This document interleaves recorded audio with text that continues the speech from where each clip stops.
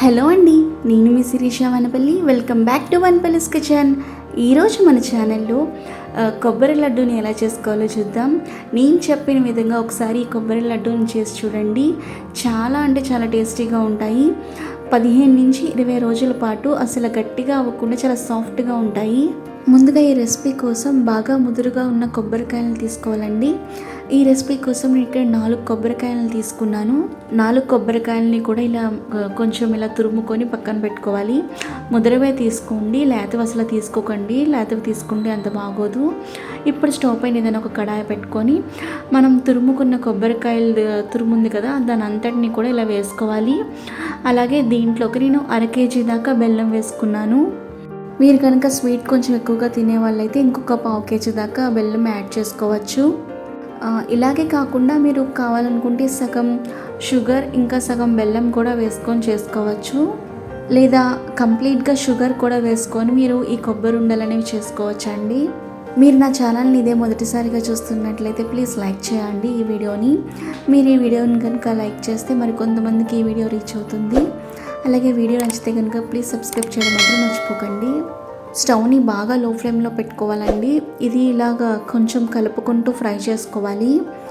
స్టవ్ని ఇలా బాగా లో ఫ్లేమ్లో పెట్టుకొని ఒక 25 minutes వరకు లో ఫ్లేమ్లో ఫ్రై చేసుకోవాలి. దీన్ని అంతటినీ కూడా మనం వేసుకున్న బెల్లం అంతా మంచిగా కరిగి ఈ కొబ్బరి మంచిగా ఫ్రై అయ్యేంత వరకు ఇదంతా ఇలా కలుపుకుంటూ ఫ్రై చేసుకోవాలి.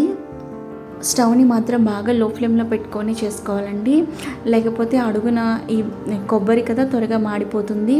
చూడండి, ఈ వీడియోలో కనిపిస్తుంది కదా బెల్లం కరుగుతున్నప్పుడు ఎలా అవుతుందో క్లియర్గా కనిపిస్తుంది కదా.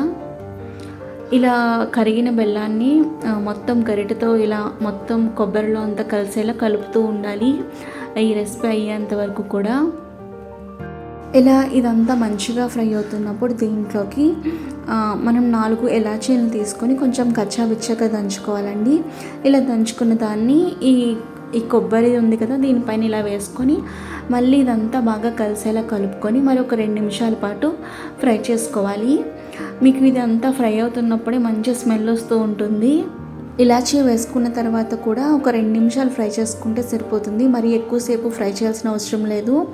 స్టవ్ ఆఫ్ చేసుకొని కొంచెం చల్లారిన తర్వాత ఇలా చేత్తో తీసుకొని ఇలా రౌండ్గా చేసుకుంటే కొబ్బరి ఉండలు రెడీ అండి. నేను చెప్పిన విధంగా ఒకసారి ట్రై చేసి చూడండి. చాలా ఈజీ ప్రాసెస్ కదా, టేస్ట్ మాత్రం ఎక్సలెంట్ ఉంటుంది. ప్లీజ్ ఈ వీడియో కనుక మీకు నచ్చినట్లయితే లైక్ చేసి షేర్ చేసి సబ్స్క్రైబ్ చేయడం మాత్రం మర్చిపోకండి. Thanks for watching this video. Bye.